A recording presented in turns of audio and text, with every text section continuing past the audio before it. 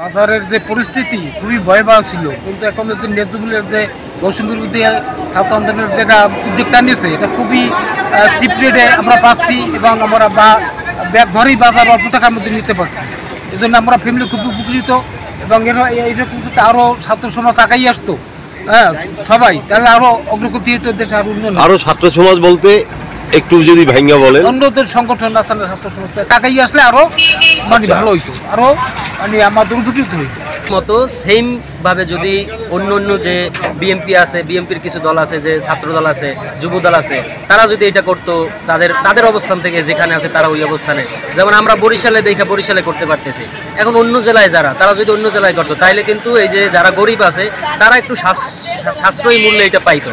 এবং এই যে বড় যে একটা সিন্ডিকেট এখানে কাজ করতেছে, সাপোজ আমরা একটা লাউ আমরা 30-40 টাকা দিতে পারি, কিন্তু এই সেম লাউটাই অন্য যারা বিক্রি করে তাদের কাছে 70 থেকে 80 টাকা। সুতরাং এখানে কত বড় একটা ফারাক, এইটা কেটে যেত যদি সবাই এটা একসাথে উদ্যোগ নিয়ে করতে পারতো।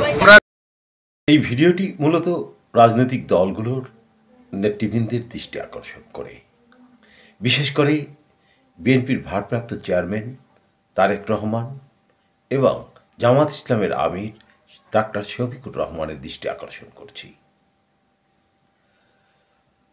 আপনারা এখানে যে বাজারের কথা বলা হচ্ছে, সাধারণ মানুষ যে বাজারের কথা বলছেন, সেখানে আপনাদের সহযোগিতা প্রয়োজন। এছাড়া বিপ্লবী একটি সরকার গঠনের জন্য আপনাদের ঐক্যমত খুব জরুরি।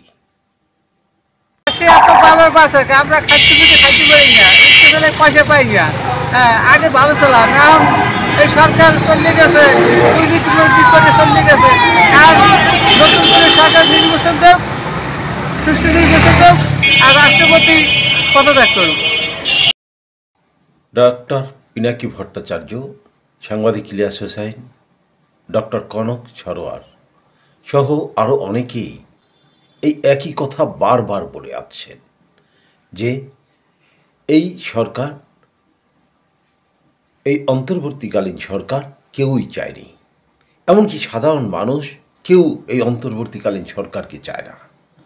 সবাই চেয়েছিল একটি বিপ্লবী সরকার, কিন্তু তা কি হয়েছে?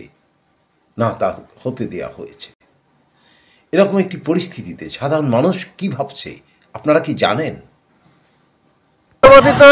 খাপ পাইতে বই রয়েছে, খুব বাজার তো চড়া রয়েছে, তো কিছু কিনে হেঁটে খাওয়া যাচ্ছে না। আচ্ছা, এখন আপনার বিএনপি তো চায় না রাষ্ট্রপতি যাও, বিএনপি চাইতেছে রাষ্ট্রপতি থাকুক, এখন তাইলে কি করবেন? আর যদি যারা করে এটা তো মনে করে না, এটা সঠিক না। না। আচ্ছা আচ্ছা, দেশ পরিস্থিতি চলতে আছে, তাদের এতে মনে করেন অন্তর্বর্তী সরকার যারা আছে তারা তো দেশ চালানোর মতো তারা পরিস্থিতিতে রাখে নাই। এখন আমাদের বাজার আওতার বাইরে চলে গেছে, আমাদের ঠিক মতো খাইয়া পরিয়ে থাকতে পারি না। এখন সংবিধান যে আপনারা করেন, সংবিধানের আছে কি? সংবিধান তো ভাঙিয়ে চুরি আমরা সামনের দিকে আহ্বানের জন্য আমরা ছাত্রগুলো আন্দোলন করিয়া সংবিধান ভাঙিয়ে ফেলাইছি। এখন সংবিধান যদি করতে যান তাহলে তো আমাকে নির্বাচন 29 সালে হবে, অর্থাৎ আমাকে এখন দরকার এই রাষ্ট্রপতিরে সরাইয়া দিয়া আমাদের তাড়াতাড়ি আমাকে নির্বাচন দিয়া সরকার গঠন করা। যদি আপনাদের ঐক্যমত থাকে, যদি কোনো সমস্যা হয় তাহলে এলাকার দর্জন লইয়া জনগণ লইয়া একটা সমস্যা সমাধানের ব্যবস্থা করে দিয়ে নতুন সরকার আবার গঠন করার চেষ্টা করুন।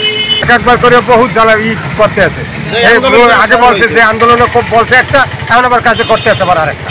যে আন্দোলন করে সরানো হয়েছে সেই তারাই যদি থাকে ক্ষমতায়, এই রাষ্ট্রপতি যদি থাকে তো আওয়ামী লীগই ক্ষমতা এখন আবার।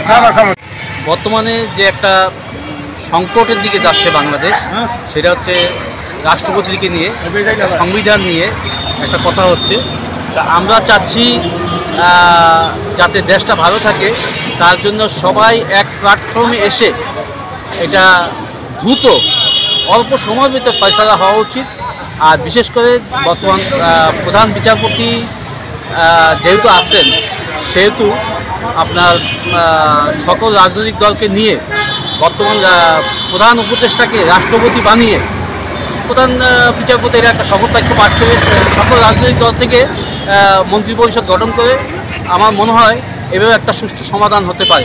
বাজার নিয়ন্ত্রণ হচ্ছে না, আজকে পুলিশ বাহিনী আমরা যতই বলি তারা রাস্তায় আসছে ঠিকই, তারা তাদের সঠিক দায়িত্বটা থেকে তারা একটু পিছনে আসছে।